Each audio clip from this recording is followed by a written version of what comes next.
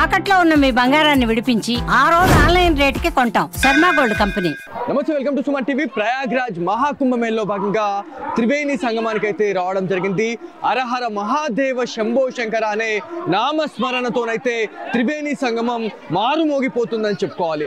So ఈ త్రివేణి సంగమంకి వచ్చినటువంటి భక్తులు దాదాపు నిన్నటి నుంచి ఈ పుణ్య స్నానాలను అయితే ఆచరించడం జరుగుతూ ఉంది.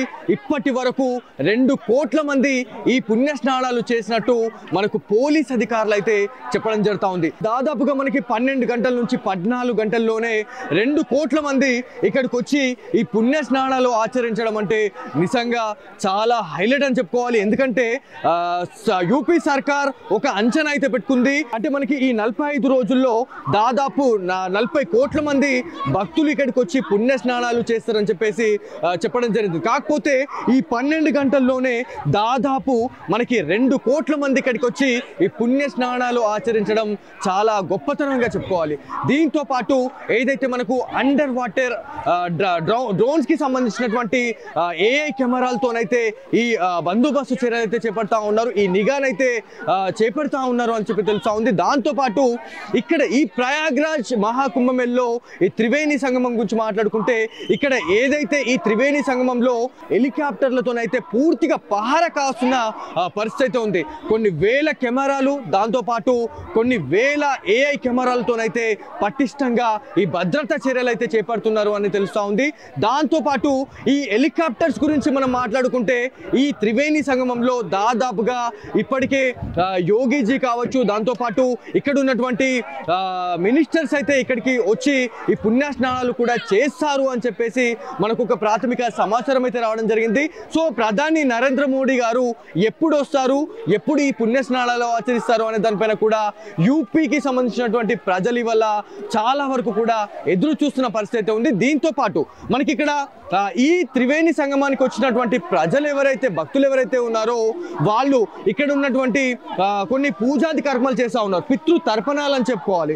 సో ఈ పితృ తర్పణాలు చేసి ఏదైతే వాళ్ళ పూర్వీకులు కావచ్చు, లేకపోతే వాళ్ళ ఎవరైతే అమ్మ నాన్నలకైతే ఈ పితృ తర్పణాలను అయితే వాళ్ళు చేస్తూ ఉన్నారు అని చెప్తా ఉన్నారు.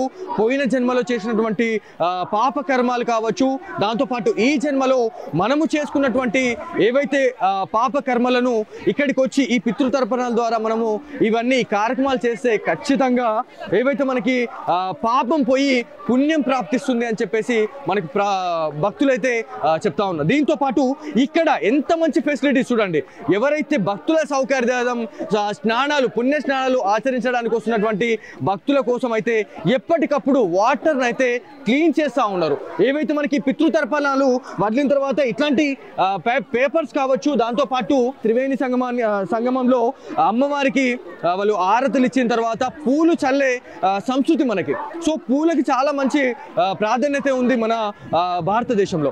సో ఇవన్నీ కూడా ఎప్పటికప్పుడు వాళ్ళు క్లీనింగ్ చేస్తూ ఉన్నారు. దాంతో పాటు ఎన్డీఆర్ఎఫ్ బృందాల గురించి మనం మాట్లాడుకోవాలా. సో ఎన్డీఆర్ఎఫ్ బృందాలకు సంబంధించి మాట్లాడుకుంటే ఈ నదికి పక్కనే కొంతమంది టూరిజంగా నార్మల్గా బోట్ల సహాయంతో, ఏవైతే పడవల సహాయంతో వాళ్ళు లోపలికి వెళ్తా ఉన్నారు. సో ఎలాంటి అవాంఛనీయ సంఘటనలు జరగకుండా ఉండేందుకు ఆ ఎన్డీఆర్ఎఫ్ సిబ్బందులు ఎవరైతే ఉన్నారో దాదాపుగా 4-5 బోట్లతోనైతే వాళ్ళు పహారా కాస్తున్నారు అని చెప్పి తెలుస్తా ఉంది.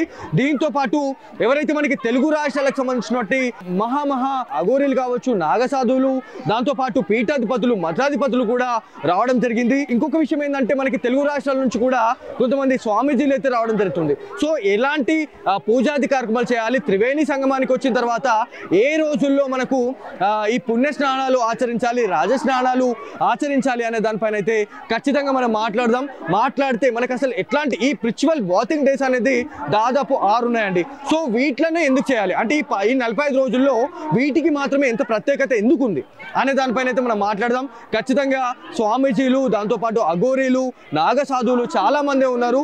మనం మాట్లాడి తెలుసుకునే ప్రయత్నం చేద్దాం. సో ఇప్పటికే ఈ త్రివేణి సంగమం అనేది చాలా వరకు కూడా హరహర మహాదేవ శంభో శంకర అనే నామస్మరణతోనైతే మారుమోగిపోతా ఉంది. సో ఇది ఇక్కడున్న తాజా పరిస్థితి. కెమెరా పర్సన్ సాయి కృష్ణతో బాలు, సుమన్ టీవీ, ప్రయాగ్రాజ్ నుంచి.